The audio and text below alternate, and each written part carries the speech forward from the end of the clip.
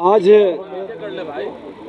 तमिलनाडु के अंदर हमारे बिहार के बेटा की जिस तरह से बर्बरतापूर्ण ढंग से उनको पीटा गया, उनकी हत्या हुई है, जो अपुष्ट सूचना है कि दर्जन भर से ज़्यादा लोग की मृत्यु हुई है और सरकार इस पर मौन है।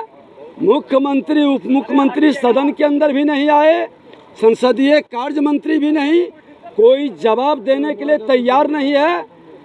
आसन पर बैठे अध्यक्ष से जब आग्रह कर रहे हैं, वो सदन को बिना ऑर्डर में लिए जबरदस्ती सदन चलाने का नाटक कर रहे हैं, लोकतंत्र की हत्या कर रहे हैं। ये गंभीर विषय पर चर्चा होनी चाहिए। आज बिहार के अंदर पेपर लीक का मामला हो या शिक्षक अभ्यर्थी का मामला हो, हमारे बेरोजगार नौजवानों की मामला हो, किसी विषय पर कार्य स्थगन भी दिया गया। क्या आज बेरोजगारी के कारण हमारे लोग पलायन कर रहे हैं और बाहर जाकर के अपनी जान को गंवा रहे हैं। 33 वर्ष से बड़े भाई छोटे भाई मिल करके आपकी ऐसी नीति कोई क्यों नहीं बनी जिससे इस तरह से हमारे बिहार का बेटा का अपमान और हत्या नहीं होता। आज राज्य में 78 लाख स्नातक बेरोजगार है।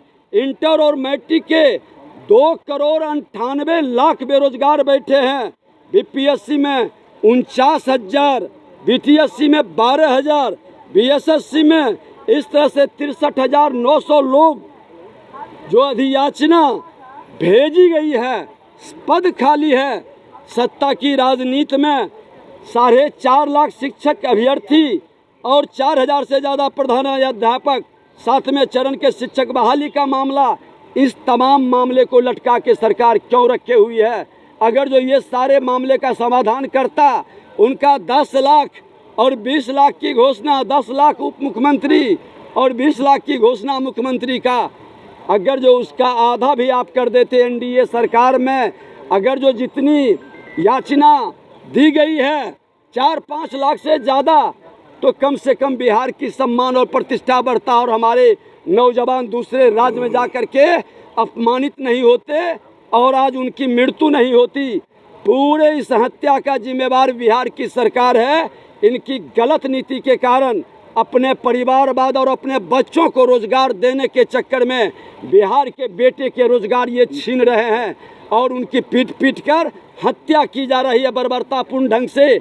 और जिस सरकार के राज्य के अंदर तमिलनाडु में हत्या हो रही है, वही यहाँ के उप मुख्यमंत्री जो अपने पिताजी के सोने के चम्मच लेकर जन्म लिए, वो जाकर के वहाँ पर केक काट रहे हैं और मिठाई खा रहे हैं। इस पर बहस करनी चाहिए, इसकी बहिष्कार करनी चाहिए और खुल करके तमिलनाडु सरकार से इस पर चर्चा करनी चाहिए। दुखद और दुर्भाग्यपूर्ण है, जिसको बिहार की जनता ने नकार दिया, जनादेश नहीं दिया और बिहार के मुख्यमंत्री अपने स्वार्थ और महत्वाकांक्षा की पूर्ति के लिए चोर दरवाजे से जिसको लेकर के सत्ता में लाया है, वो किस तरह से नौटंकी कर रहे हैं।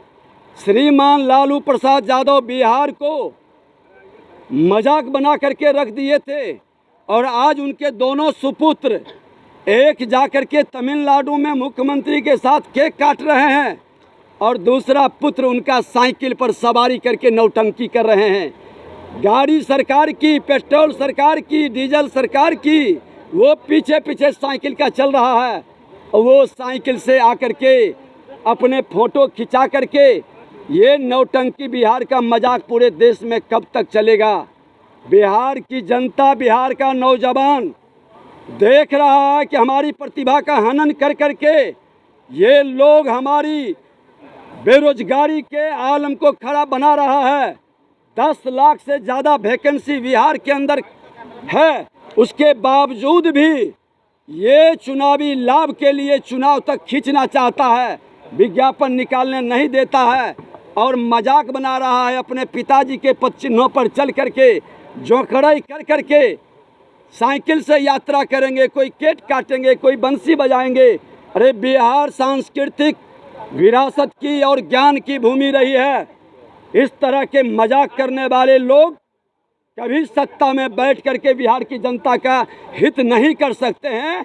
और बिहार का जो हमारा दर्जन भर से ज़्यादा लोगों की मृत्यु का आ रहा, पीट पीट कर उनकी हत्या की गई है, उस पर आंसू बहाने के बजाय, उसकी परिवार के पीड़ित परिवार के आंसू पोंछने की बजाय आप मजाक उड़ा रहे हैं। जहरीली शराब से भी मरा था, आपने उसका मजाक उड़ाया।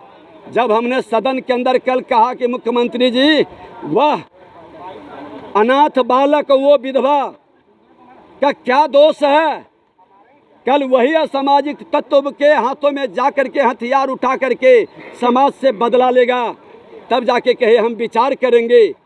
विचार नहीं, भारतीय जनता पार्टी की सरकार आएगी। तमाम अपराधियों की गोली से मरे हुए लोग और प्रशासनिक अराजकता के शिकार लोगों का, उसको स्पीडी ट्रायल चलाकर अपराधियों के संपत्ति को जब्त कर करके, और हम उसको रोजगार का प्राथमिकता भी देंगे, मुआवजा भी देंगे। ये सरकार की नौटंकी ज़्यादा दिन तक नहीं चलेगा। ये बिहार को मजाक बड़े भाई छोटे भाई मिलके बना रहे हैं। इस मजाक का जवाब सदन से सड़क तक दिया जाएगा। तेज प्रताप यादव ने कहा भाजपा वाले साइकिल चढ़े बकबक ना करें, सदन में बकबक बहुत करते हैं।